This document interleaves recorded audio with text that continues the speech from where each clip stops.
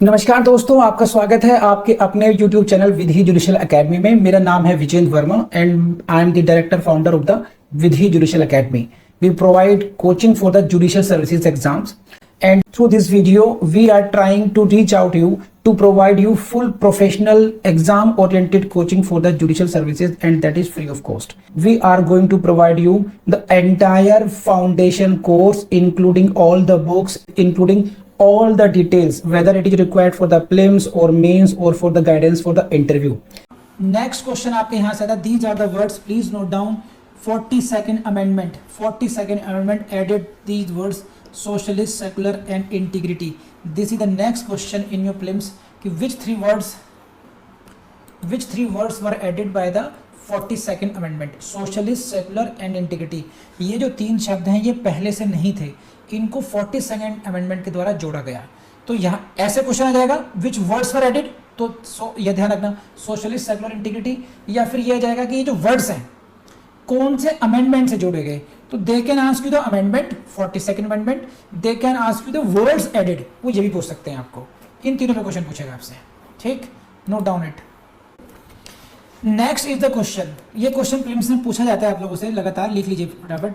Weather preamble is the part of the constitution. एक next question का prelims से बनता है कि क्या प्रीएम्बल संविधान का भाग है या नहीं है, यहां से क्वेश्चन पूछा जाता है। तो there are two case laws, वो ज़्यादा दिमाग नहीं लगाना है, इस केस की हिस्ट्री क्या थी, केस कुछ नहीं, दो केस को पढ़िए और आगे बढ़िए, राम का नाम लीजिए। Number 1, it is not the part of the Indian constitution. ये कौन से केस में कहा था? बेरुबारे केस में कहा गया था। किस केस में कहा? नहीं, this is the part of the Indian constitution. ये है केशव भारती केस। इन दो केसेस का नाम लिख लीजिए फटाफट और रट लीजिए, यहाँ से क्वेश्चन मिल रहा है आपको। यहाँ पर आ जाइए, purpose is served by the preamble, यहाँ से क्वेश्चन आता है व्हाट पर्पजेज आर सर्व्ड, इसको समझ लीजिए कि कौन कौन से उद्देश्यों की पूर्ति होती है। Number 1, it indicates the sources of the constitution, we the people of India, ये ध्यान रखना। और इसमें इनेक्टिंग क्लॉज भी है, सही है। इसमें कई बार क्वेश्चन आता है कि कौन कौन से हैं, तो इसको अलग से ध्यान रखना। सोर्सेज भी बताता है, सोर्सेज कौन क्या है इंडियन कॉन्स्टिट्यूशन का, we the people of India. अगर हमें ये जानना हो सोर्स ऑफ इंडियन कॉन्स्टिट्यूशन क्या है, तो उसके लिए हमें प्रीएम्बल में जाना होगा, यानी कि इसने पर्पस सर्व किया। यानी कि अगर हमें ये पता करना हो कि सब कौन से डेट को इनेक्ट हुआ, तो ये पता कहाँ चलेगा हमें, फिर प्रीएम्बल में चलेगा पता पे। तो ये है इनेक्टिंग क्लॉज, जो ये बताती है हमें कि 1949 नवंबर 26 नवंबर 1949 की डेट है। इनेक्टिंग क्लॉज भी यहीं से मिलती है, तो इस पर भी क्वेश्चन आता है आपसे। एंड नेक्स्ट काम क्या करती है, ये करती है, देखिए इन सबसे क्वेश्चन आता है। It declares right and freedoms which the people of India are intended enjoy this. इसमें यह बताया गया है कि कौन कौन से राइट, 4 प्रकार के जो मैंने बताया आपको, है ना, वो राइट्स कौन कौन से फ्रीडम दिए गए हैं आपको, जस्टिस, इक्वलिटी, ये है ना सब। ये जो आपके थे, ये मैं दिखाता हूँ आपको, ये रहा, ये प्लीज सी दिस।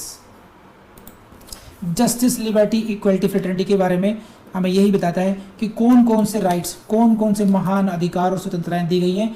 इस बात के लिए भी हमें प्रीएम्बल से मिलता है। और दूसरी बात, basic type of the government, basic type of government के बारे में चलता है पता है कि भारत की सरकार होगी वो किस प्रकार की होगी, भारत किस प्रकार का देश होगा, डेमोक्रेटिक होगा, रिपब्लिक होगा, है ना, वो हमें कहाँ से चलती है पता, ये बात भी हमें प्रीएम्बल से पता चलती है। तो अगेन यहाँ से क्वेश्चन आता है कि बेसिक टाइप ऑफ गवर्नमेंट का भी। तो वो क्वेश्चन आपसे क्या पूछेंगे प्रीएम्बल में कि प्रीएम्बल से हमें क्या क्या पता चलता है। बेसिकली ये हो गया, बेसिकली तो हमें इससे सोर्स ऑफ इंडियन कॉन्स्टिट्यूशन पता चला कि ये क्या हुआ, with the people of India हुआ। इनेक्टिंग क्लॉज हुई, उन राइट्स एंड फ्रीडम्स का पता चला, और बेसिक टाइप ऑफ गवर्नमेंट का पता चला। तो यहाँ से भी प्रीलिम्स में इस तरीके से ही बनता है क्वेश्चन, इसकी जनरल अंडरस्टैंडिंग पर। हाँ है ना, बताइए। बहुत टेक्निकल क्वेश्चन आया तो आपको ये समझिए इसमें, how far preamble is useful in interpreting the constitution. कि जो प्रस्तावना है, प्रस्तावना जो है ये संविधान की इंटरप्रिटेशन, यानी कि उसका निर्वचन, यानी उसको समझाने, इंटरप्रेट करने में कितनी महत्वपूर्ण है। How far it is useful, how far it is important, means what, if there is the word life, समझिए इन आर्टिकल 21, या किसी भी पॉइंट को अगर इंटरप्रेट करना है, एक व्यू है, एक वकील साहब ऐसे कह रहे हैं, दूसरा वकील साहब कह रहे हैं no it should be it, इसका मीनिंग तो ये है, दूसरा वकील साहब कह रहे हैं नो ऐसा मीनिंग नहीं है, दूसरा मीनिंग है इसका। So now there are 2 divergent views regarding the single word, you can say single situation पर। तो कौन सी इंटरप्रिटेशन सही होनी चाहिए, उसमें प्रियम्बल यूज हो सकती है। कहां पर यूज हुई थी मैं बताता हूं आपको। यहां से क्वेश्चन आएगा, पहले इसको लिख लीजिए, यहां से क्वेश्चन आएगा, फिर मैं इसको एक्सप्लेन करूंगा कि ये कॉन्सेप्ट है, मेंस में भी आता है और यहां से भी क्वेश्चन प्रिलिम्स में आ सकता है आपके लिए। Preamble how far useful in interpreting the constitution. Constitution की इंटरप्रिटेशन में ये प्रियम्बल है, प्रस्तावना है, कितनी यूजफुल है। तो इन दैट केस इस लाइन को रट लीजिए, फिर भी समझा दूंगा। Preamble was relied on in imposing implied limitation on amending power of the parliament under 368 of the constitution. क्या मतलब है, इसको समझाता हूं कि 368 में article 368 gives the power of amendment to the parliament, कि संसद संविधान के किसी भी भाग को किसी भी प्रोविजन में चेंज कर सकती है। चेंज करने को बोलते हैं अमेंडमेंट। तो ये पावर है पार्लियामेंट की। कौन सा आर्टिकल में है साहब, 368 में है। See the board, we are talking about the amending power. Amending power किसकी, पार्लियामेंट की। कहां दी गई है, आर्टिकल 368 में है। तो कितनी पावर है, बहुत ज्यादा या बहुत कम, समझ रहे हैं आप। क्या है, अनलिमिटेड है, वाइड है, क्या है, क्या ऑप्शन हमारे पास, power is wide and unlimited. Unlimited power है क्या, वाइड है बट लिमिटेड। समझे, दो व्यू है, समझ लीजिए। कोर्ट के सामने बात चल रही है, कौन सा केस है, केशवरन भारती केस। कौन सा केस, केशवरन भारती केस। अभी लिखा भी आप लोगों ने। एक व्यू ही कह रहा है, गवर्नमेंट कहती है कि 368 में हमारे पास वाइड पावर्स हैं एंड अनलिमिटेड पावर्स हैं, हम जो चाहे कर सकते हैं। जो अपोजिंग पक्ष है वो क्या कह रहा है कि no, you have wide powers, no doubt, लेकिन आप ये नहीं कह सकते कि आपके पास अनलिमिटेड पावर है। अब कोर्ट ने कहां से बात निकाली, कोर्ट ने कहा कि देखो भाई, उन्होंने कहा कि देखो, please read the preamble and you see this. We the people of India, जो सोर्स ऑफ इंडियन कॉन्स्टिट्यूशन थे, वो कैसा भारत बनाना चाहते थे।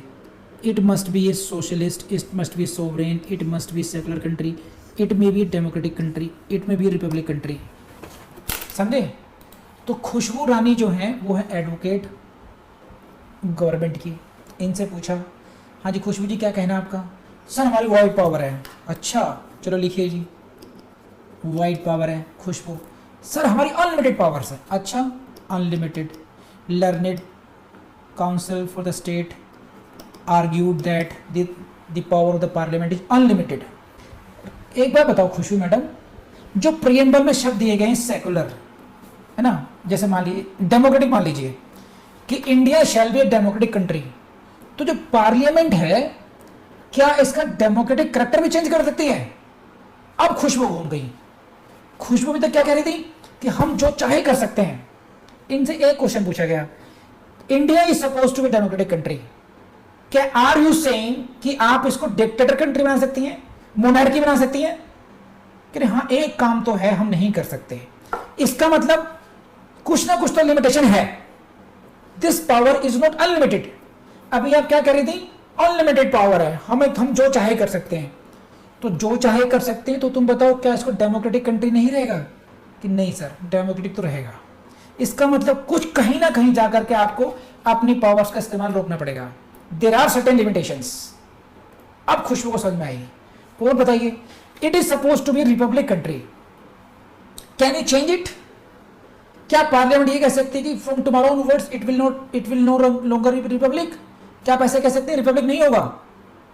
कि नहीं सर ये भी नहीं कर सकते। It means again there are limitations. क्या आप कह सकते हैं कि सेकुलर कैरेक्टर नहीं रहेगा इंडिया का, it will be a religious country. No ऐसे भी नहीं कर सकते। राइट टू इक्वलिटी दिया गया कॉन्स्टिट्यूशन में। क्या आप ये कहना चाहते हैं कि पार्लियामेंट कहेगी नो कल से कोई राइट टू इक्वलिटी नहीं मिलेगा। नहीं सर ये भी नहीं कर सकते हम। तो मैडम आप तो कह रही थी अनलिमिटेड पावर है। अब आप मानिए कि there are certain limitations. You have wide powers but there are certain limitations.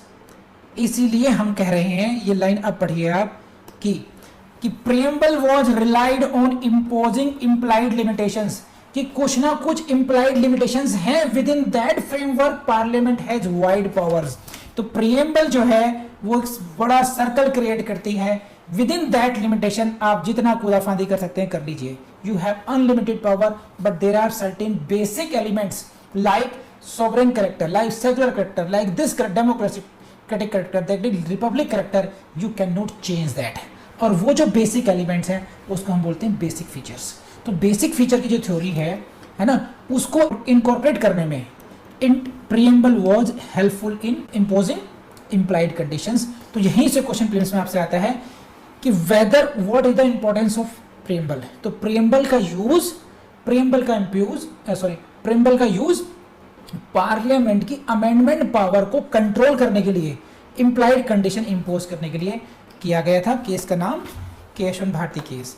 इस केस में यह बात कही गई थी कि basic feature in the preamble can not be amended.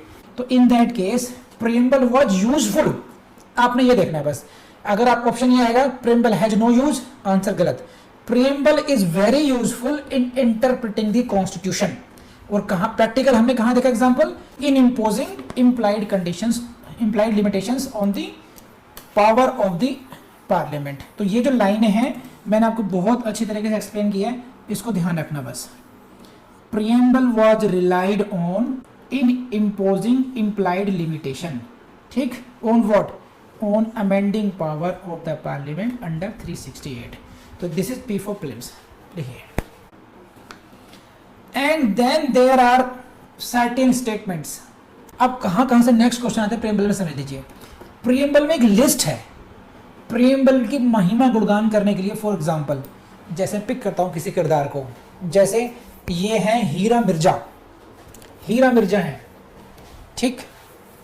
अब हीरा मिर्जा के बारे में, and I don't know she is a girl और बॉय, आई डोंट नो, है ना। सो एज्यूमिंग दैट हीरा, तो may be he is a boy, है ना। अब हीरा मिर्जा जो अपने मोहल्ले में रहते हैं, इनके गुणगान इनके मोहल्ले में कई लोग अलग अलग तरीके से करते होंगे। वो इंसान जिससे इन्हें खुंदा का कहेंगे बहुत बेकार इंसान है। इनके जो माता पिता हैं उनके लिए जिगर, हीरा तो मेरा जिगर का टुकड़ा है या टुकड़ी है, ठीक है। तो जितने लोग उनका अपने हीरा के बारे में अपना एक बयान, ठीक, अपना एक स्टेटमेंट है। तो उसी तरीके से प्रियम्बल के बारे में different jurist has used different phrases. इसकी इंपॉर्टेंस में, प्रियम्बल की इंपॉर्टेंस के लिए डिफरेंट जूरिस्ट ने डिफरेंट स्टेटमेंट्स दिए हैं, and you need to identify.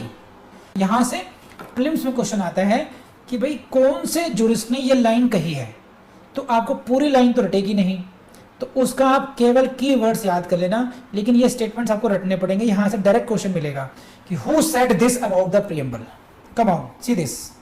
Number 1, case का नाम री बेरुवारी केस, जस्टिस का नाम जे गजेंद्र गाडकर। क्या कहा उन्होंने? Preamble is the key to open the mind of makers. ठीक, इतना याद कर लीजिए, बाकी को लाइन छोड़ दीजिए बस। कि ये किसने कहा? To open the mind of makers. जो संविधान के जो निर्माता थे, मेकर्स थे, उनके माइंड को पढ़ना हो अगर, तो उसकी जो कुंजी है वो क्या है? प्रियम्बल है। इसका इंटरप्रिटेशन क्या हुआ? If you want to understand the what was the thinking of the makers of the constitution, then you should read the preamble.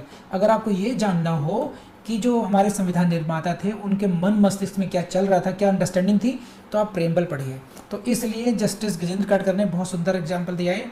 जो स्टेटमेंट है की द, बस key to open the mind of makers, और जहाँ की आ जाए वहाँ गजेंद्र गाडकर साहब को जोड़ देना, बस इतना पर्याप्त है। यहीं से प्रीलिम्स में ऐसे पूछेंगे, ये लाइन दे देंगे वो आप, ये पूरी, और पूछेंगे किसने कहा है, तो गाडकर साहब ने कहा है, किस केस में कहा है? बेरुवारी केस में कहा है। इसी प्रकार से सारे वर्ड्स आपने पढ़ने हैं। जस्टिस का नाम सीकरी जस्टिस केशवन भारती केस। ठीक, इन्होंने क्या कहा? Preamble, it seems to me that preamble of our constitution is of extreme importance.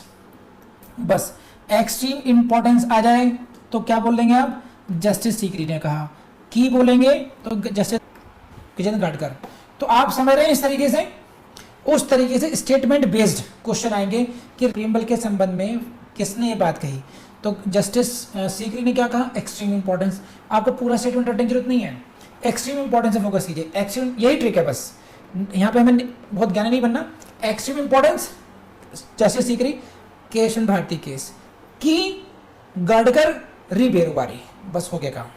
तो दोस्तों मुझे पूरी उम्मीद है कि आपको वीडियो बहुत पसंद आया होगा एंड मैं आपको सजेस्ट करूंगा कि हमारे जो आपका जो अपना चैनल है विधि विशुल एकेडमी, इसकी प्लेलिस्ट को जरूर देखते रहिएगा, क्योंकि हम लोग लगातार लगभग सभी सब्जेक्ट्स को अपडेट कर रहे हैं, नए नए वीडियोस अपलोड कर रहे हैं वहाँ पर ये। और मेरा पूरा मिशन मेरा यही है कि किसी भी स्टूडेंट को अब इस लेवल के एग्जाम के लिए, वेदर जुडिशरी का हो, एपीओ का हो या कोई सा भी लॉ बेस्ड एग्जाम हो, उसके लिए किसी को भी कहीं पर भी एक भी पैसा कोचिंग में खर्च नहीं करना पड़े। With this promise and with this wish, thank you very much.